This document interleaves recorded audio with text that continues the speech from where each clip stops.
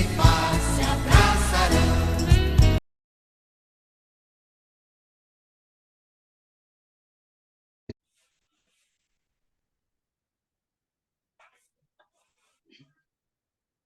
Olá, amigos e amigas, prezados e prezadas que nos acompanham nas redes da Comissão de Justiça e Paz, arroba CJP Brasília, e também que nos acompanha aqui na Rádio Nova Aliança, AM 103. FM 103.3 e AM 710. Estamos aqui iniciando mais um programa de Justiça e Paz, este programa que você está sempre acostumado e acostumada a ter aqui e ouvir todos nesses momentos, e um programa que, como vocês sabem, busca sempre ajudar a refletir sobre a realidade que vivemos. Sou Vicente Sérgio, integrante da Comissão de Justiça e Paz, e hoje temos aqui para conversar conosco, vou apresentá-la rapidinho para ela dizer um oi, e aí vocês entenderem o porquê que ela está aqui. Temos aqui hoje a Amelinha Cris Araripe. Ela é professora, pedagoga de formação, professora da Secretaria de Educação do Distrito Federal. Atualmente ela é gestora da escola, da Escola do Parque. Depois ela vai dizer direitinho o nome da escola para que a gente possa ter conhecimento e o público que ela atende. Tudo bem, Amelinha? Oi, Eduardo, tudo bem sim. Uma honra e uma alegria ser convidada pela Comissão de Justiça e Paz, que, a meu ver, é uma comissão importantíssima, né, para a sociedade, para todos e todas. Então, muito agradecida mesmo pelo convite. Por gentileza, antes que a gente entre na temática, fale um pouquinho da escola que você é gestora, na qual você é gestora. A escola dos meninos e meninas do parque fica localizada no estacionamento 6 do Parque da Cidade. Foi uma escola criada, né, em 1995 para atender crianças e adolescentes em situação de rua, as crianças e adolescentes que viviam as marquises da rodoviária do Plano Piloto. Percebeu-se à época que era necessário uma escola formal, porque eram crianças e adolescentes muito talentosos e talentosas, mas não tinham conhecimento formal. Eles apresentavam na arte circense, se apresentavam, que tinham oficinas para isso, mas não sabiam contar sequer o dinheiro que recebiam. Não sabiam escrever as esquetes, sabe? Com toda a criatividade, com todo o conhecimento de vida que tinham, não tinha esse conhecimento formal. Então, se fez necessário a construção de uma escola própria para isso. Então, recebeu o nome de Escola dos Meninos e Meninas do Parque, porque foi o nome escolhido por estas crianças e adolescentes, porque veio oriundo do Movimento Nacional de Meninos e Meninas de Rua, à época atuante em Brasília.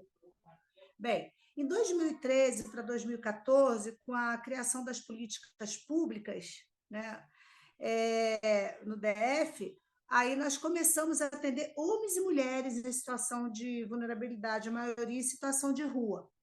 Então, atualmente, a gente tem o seguinte quadro: pela manhã, a gente tem turmas abertas para atendermos crianças e adolescentes em situação de vulnerabilidade, das ocupações urbanas, principalmente. E, à tarde, a gente recebe homens e mulheres, quer dizer, jovens, homens e mulheres idosos em situação de rua. A gente teve uma grande conquista agora em 2023, do ensino médio, né, do terceiro segmento da educação de jovens e adultos, equivalente ao ensino médio, que tem sido assim um abrir horizonte para essas pessoas, porque elas sonham chegar à universidade. E, por incrível que pareça, muitos e muitas sonham serem assistentes sociais. A importância dessa categoria na vida da sociedade, né? Então, a gente trabalha com o currículo da Secretaria de Estado de Educação. Eu estou gestora desde 2000 na gestão democrática, eu fui eleita depois reeleita, e depois, com a pandemia, que a gente continuou trabalhando, inclusive, não houve eleição. E agora a gente está no processo, né, democrático, de gestão democrática. Mas é isso, a escola, inclusive, conta muito com a sociedade civil para doações, viu? A Igreja Católica, as igrejas evangélicas, enfim. As pessoas, a sociedade civil contribui muito com a escola, porque a gente sempre precisa de toalhas, sabe, Eduardo? Porque aqui essa escola é diferente. A estudante chega, toma banho, veste roupa limpa, que algo que é tão comum para a gente, que é chegar cansado do trabalho, tomar um banho, que dá uma, né, revigora a gente.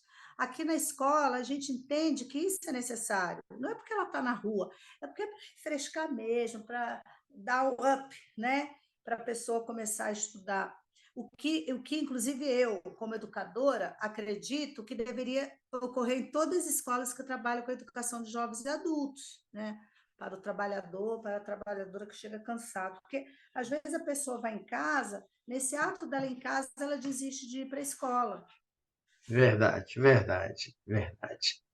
Muito bem. Então, ouvintes, pelo que a Melinha acabou de nos dizer, vocês já praticamente tiveram uma dica, não é? Criança, adolescente. Então, a Melinha está aqui hoje porque o nosso foco de nosso programa hoje é sobre os conselhos tutelares, porque no próximo dia 1º de outubro, nós vamos ter eleições para o Conselho Tutelar. Então, hoje, nosso programa, aproveitando da expertise de Amelinha, nosso programa será conversar um pouquinho sobre o que é o Conselho Tutelar, entender um pouquinho sobre esta estrutura do Estado, né, tão importante, para que a gente também se sinta motivado e motivada a comparecer para a votação. Bom, Amelinha, podemos começar nosso papo aqui, você nos dizendo o que é o Conselho Tutelar. Olha, eu compreendo, na formação de conselho tutelar, eu compreendo que é um órgão autônomo, né? Ele consiste em representar a sociedade na defesa, né, na defesa dos direitos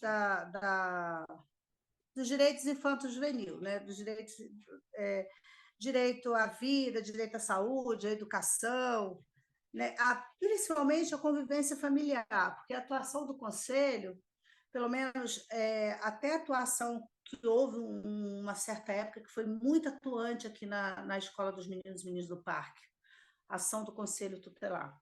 Então, é tentar fazer uma reinserção familiar. Quando não consegue, é dar proteção a esta criança e este adolescente, inclusive encaminhando-os para unidades de acolhimento, para abrigos. Então, a função, assim, além de ser um órgão autônomo, que consiste, como eu disse anteriormente, em representar a sociedade, tem uma função muito preciosa que é esta, que é de garantir o direito, né, desta criança e do adolescente que, de repente, passa por abuso familiar, que passa por abandono afetivo, e é muito sério isso. Então, a gente teve um tempo, uma ação atuante do Conselho Escolar na EMPAC, que foi precioso à época para a gente, sabe? Tinha uma parceria, assim, e que vejo como necessária essa parceria a todas as escolas, públicas e privadas. Muito bem. Temos que fazer também o registro, né, Melinda, que os conselhos tutelares, eles são resultantes desta grande legislação, digamos assim, que estatuiu a política pública na área da infância Sim, e da adolescência, que é o ECA, né? sim, sim. Imagino que Ela, vocês estejam aí trabalhando nessa esteira também, né? Da a fundamentação gente, a do ECA, né? gente, a gente prioriza o Estatuto da Criança e do Adolescente. Inclusive, como a gente tem um grande número de adultos, de estudantes adultos, a realidade é a seguinte, Eduardo: existe adolescentes, crianças que há 10 anos é criança, 12 anos, se a gente for analisar fora de um estatuto de legalidade de idade, a gente sabe que até 12, 13, 14 anos está em formação, até o próprio corpo ainda está em formação. E existe um grande número de crianças, de adolescentes, que saem de suas famílias, às vezes até por uma condição socioeconômica muito miserável, na verdade, e vai para a rua, primeiro para vender uma balinha ali no sinal, para vender uma florzinha nas mesas dos restaurantes, né? A mesa dos restaurantes. Mas existe o caso da prostituição infantil. Ela, adolescente, ela é enorme no DF. E o que acontece? Nós temos homens e mulheres na situação de rua que alimentam isso, que não conseguem entender que aquela garota de 13 anos, que aquele garoto de 12 anos ainda é criança, ou que é um adolescente em formação. Eles acham assim, não, está lá no CONIC, está fazendo programa. Então, é um trabalho árduo, não só da escola, como a gente sabe que tem outros casos, e que a gente precisa contar com o conselho tutelar para essa ação, sabe? Então, para estar em consonância com o Estatuto da Criança e do Adolescente, da proteção, da possibilidade da criança, do adolescente, viver essas etapas como criança e adolescente, de voltar a sonhar. A gente teve até, não sei se cabe comentar, a gente teve o caso, certa vez, de uma menina, porque ela tinha 11 anos. Só que ela tinha ela grande, bonita, um corpo assim, já uma formação. Ela aparentava ter uns 15. E ela chegou à escola, um estudante que trouxe, dizendo que era um namorado, ele já tinha 30 e poucos anos. E ele meio que a protegia na rua, ela fazia programa no CONIC. E uma professora, ela chegou em processo de alfabetização, essa professora estabeleceu uma relação com ela de confiança, foi muito bacana. Teve o apoio de uma conselheira tutelar, que travou essa relação para poder trazer, para que essa menina, essa adolescente não invadisse da escola. Então, foi um trabalho bem bacana. Essa professora conseguiu resgatar os sonhos dessa mocinha, sabe? Ela vinha com roupas assim bem vulgares. A professora foi devagarinho, a gente faz uma campanha de roupas na escola, de conversar. Trouxe a neta dela, que era adolescente, para ficar assim como quem queria nada, para conversar com a menina. E quando a gente fala até de comissão, e isso, ela falou muito sobre alguns valores. E falou para essa garota, eu lembro, a época, sobre Deus, uma coisa que a escola é laica, mas que a gente percebia que a menina tinha valores lá atrás. Aí nós fomos descobrir que ela saiu de casa porque a mãe adoeceu e o padrasto queria abusar dela. Então, o que aconteceu? Foi feito todo o trabalho. Essa menina, o dia que ela veio sem maquiagem, só veio com brilho na boca, de calça jeans e com a blusa do uniforme, foi o dia mais lindo para a gente, numa situação que é comum em qualquer outra escola, né? Foi uma coisa muito bacana. E, junto com o Conselho Tutelar, a gente conseguiu fazer a recepção familiar, porque ela foi lá para o SESI, onde ela estudava e recebia. Então, ela pôde ajudar a mãe separou-se desse companheiro, e até hoje ela encontra-se, hoje ela já está assim, casada, mora lá em Águas Lindas. Então, a gente tem esses casos da atuação, né, escola, conselho tutelar, em respeito ao Estatuto da Criança e do Adolescente, em consonância, que aí é legal, né? Porque precisa estar em consonância, precisa haver essa parceria. Né? Então, Perfeito, basicamente isso. perfeito. Você aponta aí para um dos grandes objetivos, não é, da instituição do ECA, que é fazer com que a sociedade tenha a clareza da grande realidade de vulnerabilidade na qual está inserida a fase da infância e da adolescência. E aqui, quando a gente fala de vulnerabilidade, é no espectro bem abrangente, né, Amélia? Porque não se trata somente de discutir sobre a necessidade econômica daqueles que estão à margem e são excluídos, mas é porque a criança e a adolescência precisa de toda uma atenção, de toda uma proteção, de toda uma garantia para, a mantença de sua existência e Sim, a caminhar adiante para que sejam depois, jovens e adultos, bem conscientes e respeitados e bem inseridos dentro do espaço do coletivo. E você falava agora e daí a importância do ECA nessa perspectiva, né. é importante, sabe, Eduardo, é importante ressaltar que abandono afetivo e abuso, ele independe de condição social, né? A gente tem casos, inclusive de adolescentes, de crianças que saíram de suas famílias que não tinham uma condição socioeconômica assim maravilhosa, mas não tinha dificuldade assim, em se manter aquela família socioeconomicamente falando. Entretanto, tinha abuso na família, história de abuso mesmo, violência sexual. Outros casos de abandono afetivo. Então, assim, a gente aqui, a gente tem histórias, Eduardo, que não dá nem, por exemplo, hoje em dia não dá para traçar um perfil, porque cada história é única. Nós tivemos uma estudante que foi uma menina adotada aos 7 anos. Ela chegou para a gente já adolescente, oriunda do CRT de Taguatinga. Aos 7 anos, ela foi adotada por uma família do Lago Sul, que ela ia com chofer para a escola, junto com o suposto irmão de 15 anos. Ela sofria abuso sexual todas as noites com este irmão. Quem pegou essa menina e levou para a rodoviária do plano piloto foi a cozinheira da casa, que não aguentava mais ver aquilo. Aí o Conselho Tutelar pegou essa menina, houve um processo gigantesco, conseguiram mandar o rapaz, que era o menor, para o exterior. O pai e a mãe responderam o processo, mas que não deu em nada porque a condição era, sabe?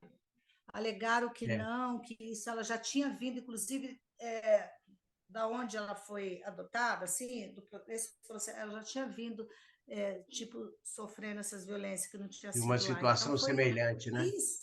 isso. Essa pessoa hoje é adulta, tem seu filho, tem sua família, mas isso marcou a alma dessa pessoa de uma tal forma que foi muito difícil. E quando ela chegou à escola, na adolescência, ela era extremamente agressiva. Foi preciso fazer todo um resgate das relações. Desculpa, porque a escola, ela não tem, qualquer escola não é um papel só de conhecimento formal, porque isso, todos, até porque hoje em dia a tecnologia está aí, quem quiser pegar informações de conhecimento formal, pega. A escola, ela tem que ir além. Quando fala assim, escola na extensão de família, mas a maioria, hoje em dia, das crianças e adolescentes, que tem, de alguma forma, um abandono afetivo, que não tem essa história de familiar dentro da normalidade, a escola não pode ficar só no conhecimento formal, tem que ter outras ações, principalmente no estabelecimento das relações, né? Perfeito, E o conselho tutelar ele é fundamental dentro da unidade escolar. perfeito. Eu ia E agora, justamente agora aproveitar essa sua fala para, ver com você exatamente sobre isso. Que finalidades tem o conselho tutelar neste espaço, de defesa das crianças e que olha, atividades eles têm? eu entendo que a função mesmo é proteger. A proteção ela ocorre por meio de fiscalização, né? E principalmente zelar pelos direitos, né, das crianças e dos adolescentes. O que ocorre, eu vou ser muito franco, o que tem ocorrido, que os conselhos tutelares estão sucateados. Por exemplo, não tem transporte para eles se locomoverem de um lugar para o outro. Eu estou dizendo isso que nós já pedimos ajuda para o conselho tutelar e fomos receber ajuda 48 horas depois, porque não tinha o transporte. As conselheiras, a conselheira, no caso, não tinha como se locomover porque ela não tinha automóvel. e a demanda era enorme para um conselheiro, por exemplo. Aí esse conselheiro tinha que ficar selecionando. Eu lembro que a pessoa ainda falou assim: nossa, Melinha, é muito triste. A pessoa ficou extremamente comovida, porque ela falou: eu tenho que ficar selecionando.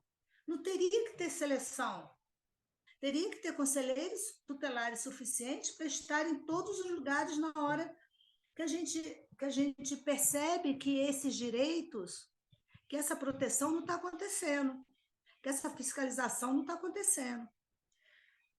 A gente tem crianças, a gente não, há crianças na ocupação, que as famílias, quando a ocupação, quando há as derrubadas, o conselho tutelar tem que estar lá, porque é um abuso de poder por parte da polícia. Adolescente sendo revistada, sendo apalpada por policiais, supostamente por estarem, os pais estarem usando como é que fala? Mulas para droga. Então, sabe, sem ter uma policial feminina para fazer a revista, sabe? Aí a gente, enquanto escola, a gente às vezes aciona o conselho tutelar, outra unidade escolar aciona, porque a gente tem essas relações.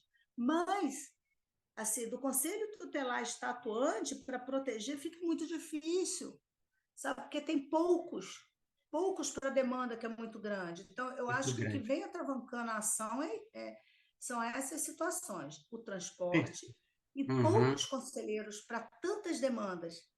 Bem, se nos anos 90, se até há 5 anos passados havia um número X de conselheiros e um número X de crianças e adolescentes precisando de proteção, hoje o número de crianças e adolescentes triplicou. A O número demanda aumentou triplicou. demais, né?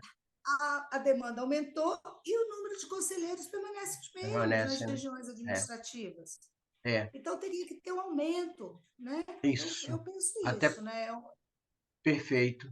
Até porque o papel do conselho e dos conselheiros, nos termos da legislação, tem, nos termos da legislação, no caso do ECA, e da legislação distrital que criou, que criou o conselho, uma lei de 2014, vai prever que os conselheiros precisam ter conhecimento da família, portanto, ter contato com a família, para que possam fazer encaminhamento aos pais e aos responsáveis, questões afetas a este ambiente do espaço familiar. Também precisam ter contato e conhecimento do espaço, por exemplo, da escola, aonde as crianças estão, para verificar se as crianças e os adolescentes estão tendo uma frequência, digamos assim, adequada, se não está tendo falta, né, no espaço, também para ver o desenvolvimento, né, Amélia, da criança dentro desse espaço, para inclusive verificar com os professores e as professoras o que está impedindo o aprendizado, por exemplo, né? Aí na escola em que você é gestora, e aí aproveitando ouvintes da Nova Aliança FM 103.3 e AM 710 e aqueles que nos acompanham nas redes da Comissão de Justiça e Paz, nós estamos falando com a Melinha, gestora da Escola de Meninos e Meninas do Parque, sobre esta temática dos conselhos tutelares, tendo em vista que estamos aí nos aproximando da eleição que acontecerá em outubro. Aí na escola você tem essa presença bastante constante, Amelinha, dos conselheiros tutelares, ou não, em face Olha, dessas dificuldades que você olha, colocou? exatamente, a gente já teve, não temos. Inclusive, há uma demanda enorme de conselho tutelar aqui pelo seguinte: não está acontecendo o direito da criança e do adolescente vir à escola, porque, por exemplo, as crianças e adolescentes, que são as que nós automaticamente atenderíamos, porque são as crianças e adolescentes em vulnerabilidade, inclusive que nas ocupações existem mães adolescentes que poderiam estar na escola pela manhã, e mães com 17 anos, com filho já em idade escolar, garotas que foram mães aos 12 anos. A gente fez um mapeamento junto com o Movimento Nacional de Pessoas em Situação de Rua, BF, na ocupação do Noroeste. Então, fizemos um evento aqui no 18 de maio, Dia, né, Nacional de Proteção e Combate à Violência e Exploração Sexual de Crianças e Adolescentes.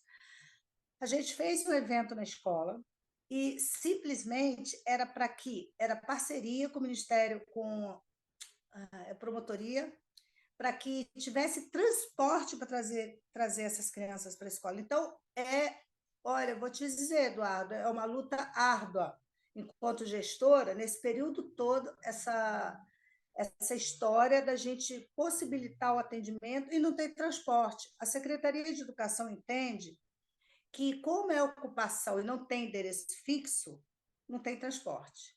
Aí fica, sabe, sinceramente, o jogo de empurra. Seria necessária a atuação dos conselheiros tutelares nas ocupações em parceria com a escola. Certa vez, eu conversando com uma conselheira, uma pessoa super atuante na região, ela disse o seguinte: Amelinha, não adianta, porque a gente não tem a Kombi. Já havia um tempo que o Conselho Tutelar trazia para a gente 7, 8 crianças, adolescentes, para o turno matutino. Hoje em dia não tem, porque eles não têm transporte. Eu reconheço isso. Eu não posso dizer que seja má vontade do Conselho Tutelar, seja má vontade dos conselheiros e das conselheiras. É porque eles e elas não estão com estrutura de trabalho, Eduardo. É necessário ver isso. Como a secretaria ainda não conseguiu fazer uma estrutura para trazer, para possibilitar a escola para crianças e adolescentes. A secretaria alega que tem escolas próximas. As crianças e adolescentes evadem, porque a maioria tem dificuldade de aprendizagem. Então, vão no processo de reprovação muito tempo e daí desistem. Ou chegam sujas, é um fato, chegam sujas, com piolho. A verdade é esta. E as escolas não têm esse olhar diferenciado que a M Park tem, porque isso não é paternalismo. Quando a gente fala assim de educação humanizada e de que o sujeito, a pessoa tem que ser vista no todo, e mediante até o próprio ECA, esse olhar social precisa ocorrer. Porque se a gente fala de educação, de autoestima, de resgate dessa autoestima, de autonomia, a gente perpassa por esse cuidado com essa criança e adolescente. Sabe, o conhecimento formal. Não adianta estar lá no livro de ciências. Cuidar do corpo. Cuidar do corpo. Manter higiene pessoal e mental. É currículo, sim. Aí, o que você faz? Você trabalha no livrinho, no caderno e não coloca em prática? Sabe o quê? Fazer educação para inglês ver. Perfeito. Então, aí a gente E precisa dentro... dessa atuação dos Perfeito. conselheiros.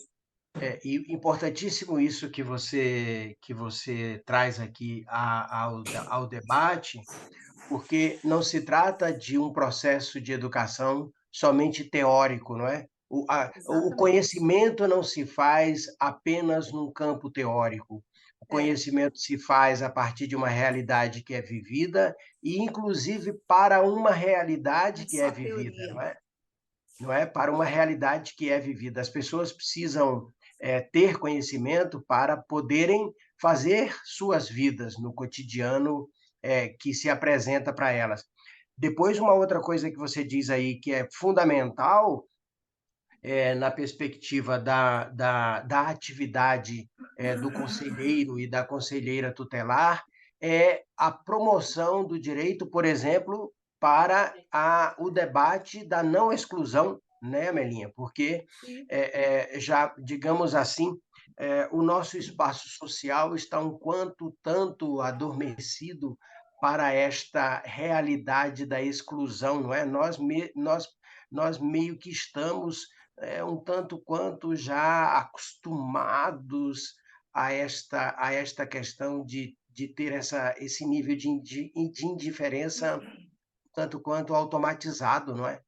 Então, o conselheiro e a Sim, sim. conselheira têm essa função de nos alertar para esta necessidade constante de um processo de inclusão, com Processo de todos esses inclusão. cuidados que você nos diz aí, não é isso?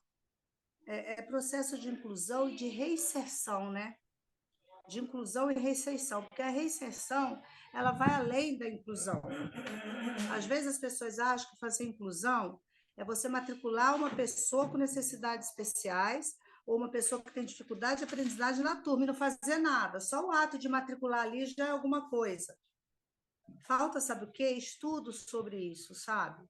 Falta as escolas, as pessoas estudarem mais sobre o que é processo de inclusão e de reinserção.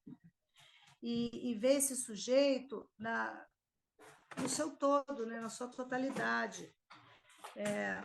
Uma escola que ela queira só ver conhecimento formal, ela está fadada ao fracasso, né? A gente já vê educadores antigos falando sobre isso e que agora a gente percebe isso na prática, né? Todas as escolas que não fazem que não fazem do conhecimento formal exatamente o que você falou, que não conseguem fazer do conhecimento formal algo para a vida, ela está fadada.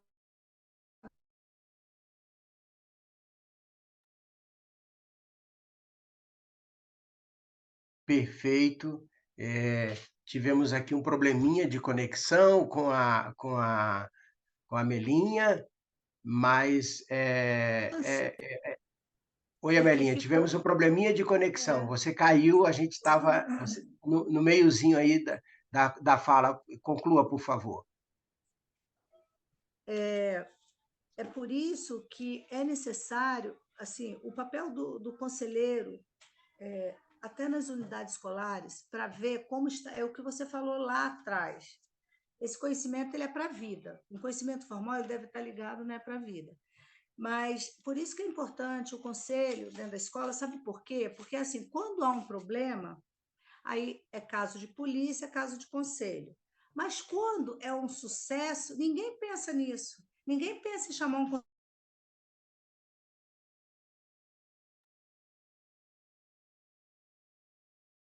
Opa, novamente um probleminha na conexão.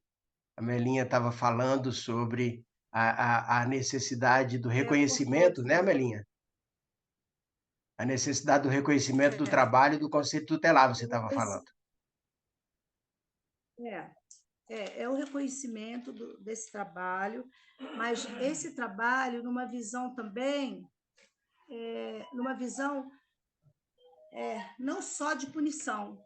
Perfeito, perfeito. Mas de Cria-se, valorização, cria-se, né? é, cria-se uma ideia em todos e todas de que o conselho tutelar é para punição.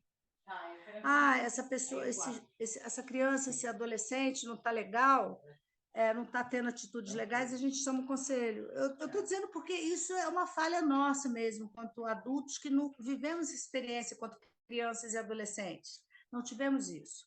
Então, a nossa geração, ela peca nisso. Ela não chama, por exemplo, o conselheiro tutelar para falar, olha, fulano teve um crescimento enorme. Por isso que, quando um conselheiro tutelar, uma conselheira trazia um estudante, ela acompanhava, e a gente via claramente nos relatórios o crescimento, ou onde a escola já tinha conseguido fazer muita coisa, mas ele, ali, aquele adolescente na vida, ele não estava conseguindo andar, digamos assim. E dentro da escola, olha, Eduardo, eu vou falar uma coisa muito delicada. Eu vou falar uma coisa muito delicada. Existe estudantes que eles usam máscara de conveniência, no sentido, na escola, ele se mostra uma pessoa. Por quê? Vai depender muito da relação que ele estabeleceu. Aí ele fora ou em casa, ele é outro. Por isso que dá esses conflitos. O conselho tutelar é chamado numa escola porque o aluno é o cão chupando manga, digamos assim. E em casa, os pais, não, que isso, meu filho, não é assim.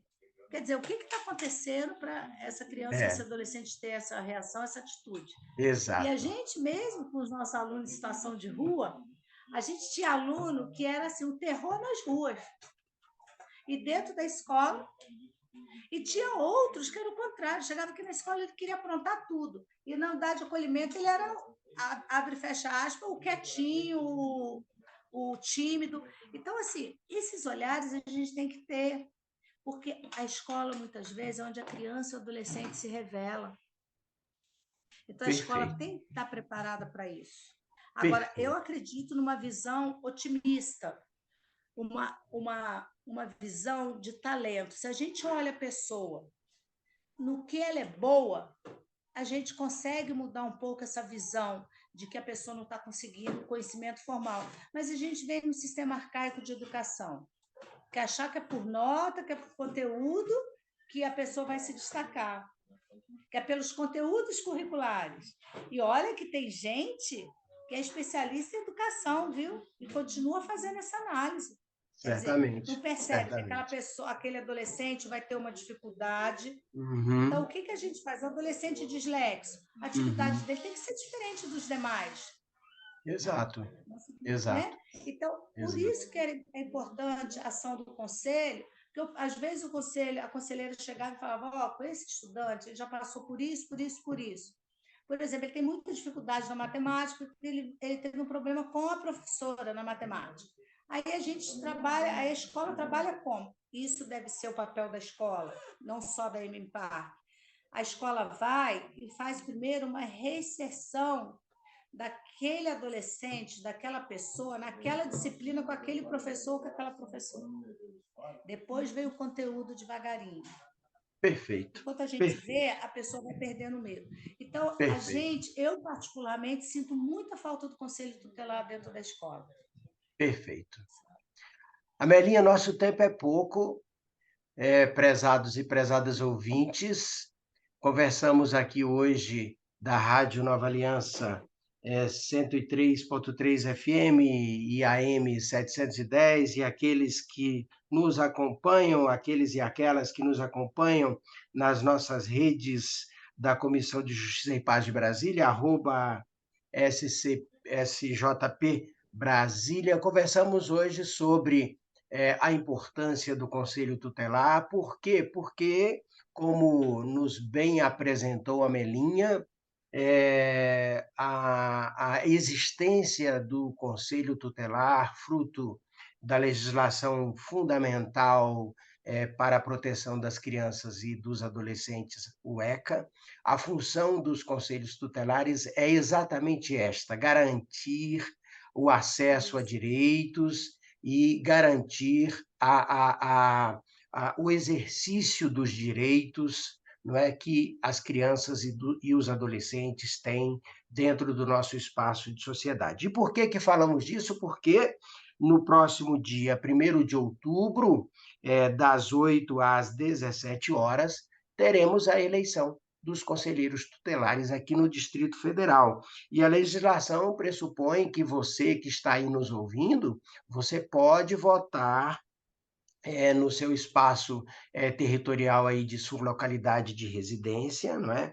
Você pode votar e a gente incentiva que você conheça, então, nesse perfil que a Melinha nos disse aí, né, dos conselheiros e das conselheiras em suas atuações, que você conheça os candidatos e as candidatas que estão aí disponíveis para a sua escolha e que no dia 1º de outubro você vá até a sessão eleitoral indicada para fazer a votação.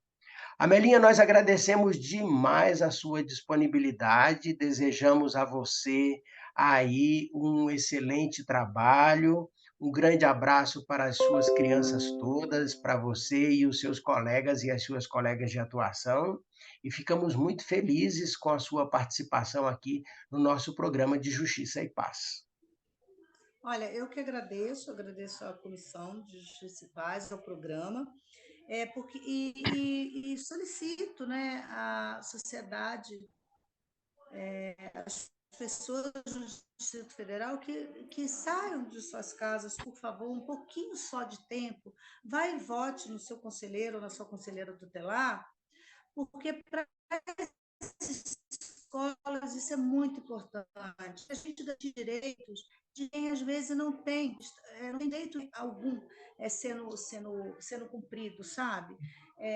Então eu peço enquanto sociedade civil, enquanto cidadã, peço enquanto educadora que sou, E acredito que eu falo em nome de todos os educadores e educadoras do Distrito Federal, de todas as escolas públicas e privadas, que a importância de ter conselheiro nas nossas regiões administrativas. Então, por favor, saiam. Conselheiro não é só ir lá e fazer nada. O conselheiro ele tem que apresentar um projeto, ele passa por uma prova, ele tem que conhecer a região administrativa que ele está atuando, conhecer as pessoas daquela região. Então, não é uma coisinha simples, não. É um serviço muito sério que eu solicito que, por favor, população, vá às urnas. Obrigada, Muito Eduardo. bem. Muito obrigado e agradecemos a você que nos acompanhou aqui na Rádio Nova Aliança FM 103.3 e AM 710, bem como nas nossas redes, @CJP Brasília. E estamos encerrando, então, nosso programa de Justiça e Paz com o costumeiro comentário da leitura do Evangelho do Dia, que é sempre feito por nossa queridíssima integrante também da Comissão de Justiça e Paz, nossa teóloga Simone Furquim. Então, ouvindo Simone agora, na sequência, nos despedimos e deixamos para você um grande abraço e até o próximo programa de Justiça e Paz. Até mais!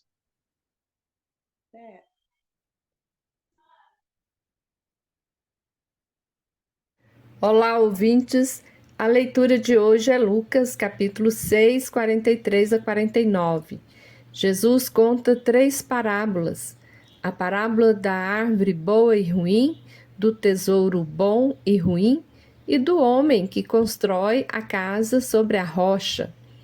Nestas parábolas, há elementos comparativos para ensinar como deve ser e fazer o bom cristão. Deve ser a árvore boa, os bons frutos, o bom tesouro e o bom construtor. Se assim o faz, não cairão na contradição e na ruína, pois ouve a palavra de Deus e a coloca em prática. Estes são diferentes dos hipócritas, aqueles que fazem belos discursos, que passam por tementes a Deus, mas não praticam a palavra de Deus. Temos acompanhado há anos a luta e resistência dos povos indígenas para garantir suas terras e proteger a nossa natureza. Por outro lado, ruralistas e exploradores de plantão proferem discursos falaciosos, constroem teses jurídicas, mas com finalidade de explorar as terras tradicionais e acumular cada vez mais seu capital. Estes mesmos hipócritas denunciados por Jesus vão à missa ou ao culto todos os domingos, rezam Senhor, Senhor, porém suas práticas contradizem o que Jesus ensinou. A teoria e a prática, as contradições do que se prega e se pratica, era o problema que levava à destruição da dignidade de vida das pessoas desde o tempo de Jesus. Saber ouvir, aderir e praticar verdadeiramente o Evangelho é construir com alicerce bem seguro nossa vida, nossa comunidade, nossa igreja, nossa sociedade. Jesus adverte essas pessoas. A boca fala do que o coração está cheio. No Evangelho de Mateus tem uma passagem que Jesus também faz uma crítica contra essas autoridades religiosas e políticas. Ele vai dizer assim: é do coração que vêm os maus pensamentos, os crimes de morte, os adultérios, as imoralidades sexuais, os roubos, as mentiras e as calúnias. Jesus está explicando que o que torna a pessoa impura é o que sai do coração, ou seja, seus pensamentos, suas ideias, que são concretizadas para prejudicar, sobretudo, os mais vulneráveis. Chega de discursos falaciosos de proteção à natureza e respeito aos povos indígenas, mas que se contradiz com práticas a partir de leis inescrupulosas que querem reduzir seus territórios, contaminar e destruir suas terras. Que nosso coração se encha da paz inquieta de Jesus para proclamar palavras de justiça para nossos irmãos e irmãs indígenas. Neste 20 de setembro, vamos gritar: pela democracia, digo não ao marco temporal.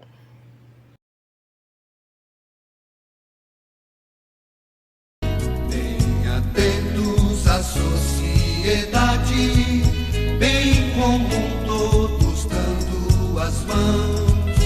Os direitos, também os deveres, respeitados por todos serão. Então, justiça e paz se abraçarão. Justiça e paz se abraçarão. Justiça